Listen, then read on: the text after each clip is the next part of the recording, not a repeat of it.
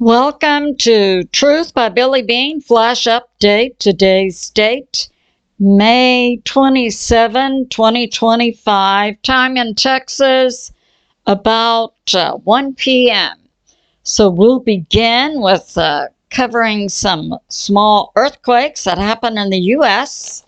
Yesterday on Sunday. So in California, off near San Francisco, 6 miles northeast of Inverness, we had a 3.6 that was about 3 miles deep. And in Petrolia, California, we had a 3.8 about 3 miles deep. Stanley, Idaho, 2.6 about 6 miles deep. Ackerley, Texas, a 3.3 and about 5 miles deep. So yeah, the result of those X-flares we had over the weekend, we're seeing uptick in some earthquakes in the U.S. And we have this from BREITBART. Monday, Memorial Day, President Trump gave a speech in which he said, "Our debt to our fallen service members is eternal." And I agree with that. And we have this. Yep. Okay. Apple, the big tech, who's not interested in protecting children.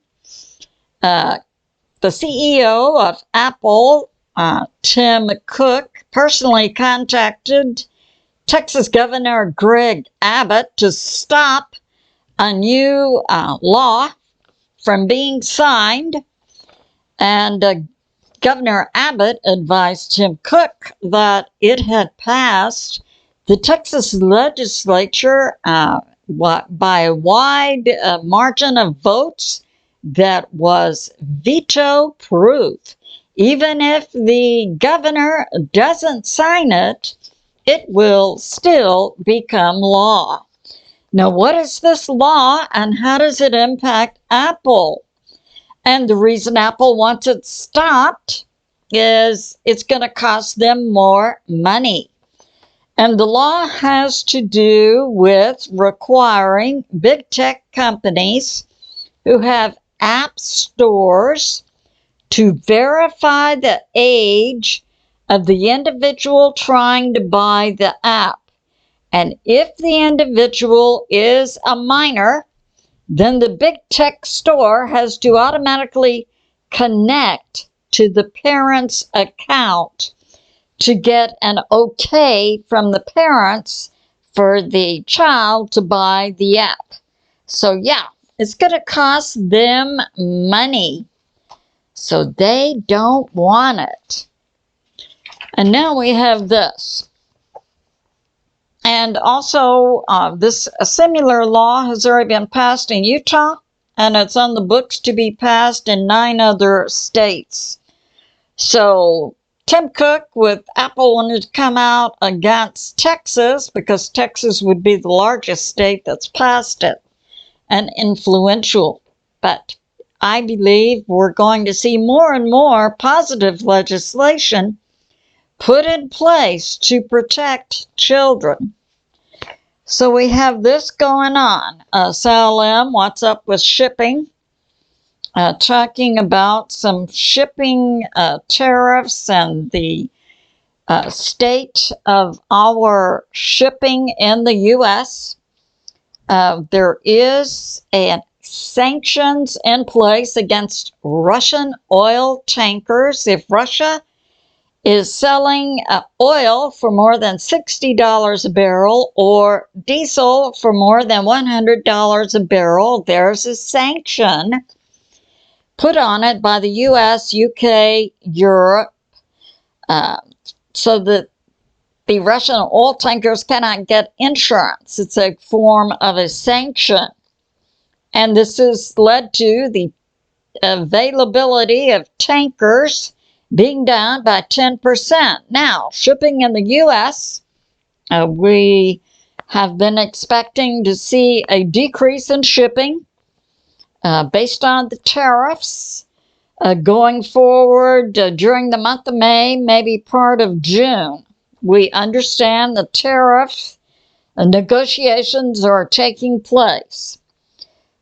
So SALM brings this information out about a primary U.S. port located at Los Angeles, California, and that for the month of May, shipping was down by about 12%. So there's going to be a little bit of impact on our ports. Now let's talk about war and real war, because I see a potential for the U.S. to possibly be dragged into more of a European war than we the people would ever want. So,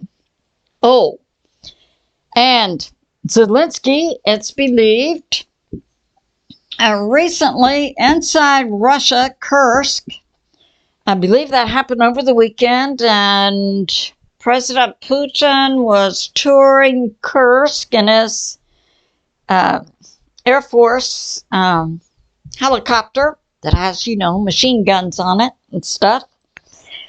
And then Ukraine launched 150 drones specifically with the target being President Putin's helicopter.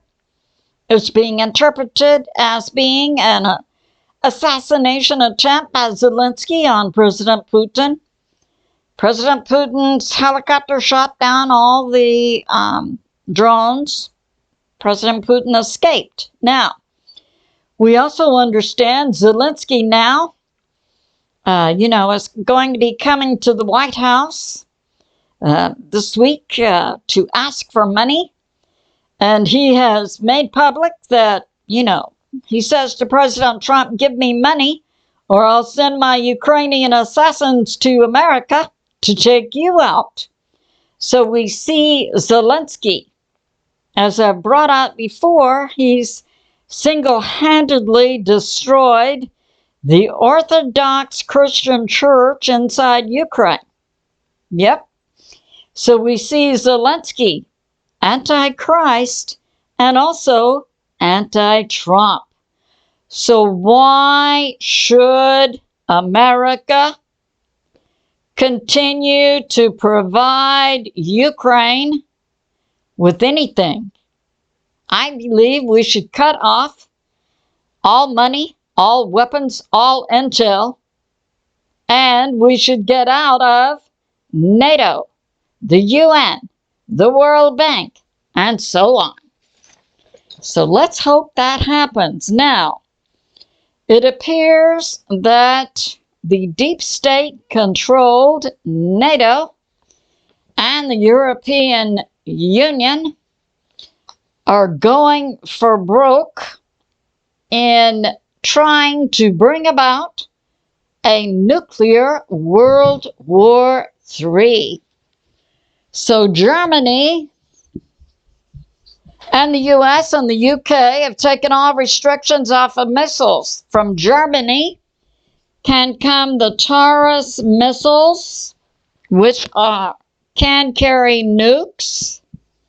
It's believed by many that these Taurus missiles are already inside Ukraine and possibly already loaded with nukes.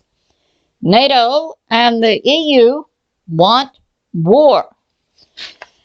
So when this was discovered over the weekend, from Moscow went 17 doomsday planes to the Russian government COG location of bunkers in the Ural Mountains, located near Siberia, and they're still there. Because it appears once Russia found out that a public statement was being made that these would be sent, which Military analysts interpret as meaning they're already there. Russia interpreted it to be a possible threat to the existence of Russia because these can carry nukes. So the Russian government has gone to its bunkers. It has put in place its continuity of government, COG, plan, and it's believed for the remainder of May and into June, possibly by the middle of June, that Russia will relentlessly bomb Ukraine and will attempt to take all of Ukraine. So it's good to be in prayer for America, President Trump, the U.S. military, and world peace. I love you, and I'll see you soon.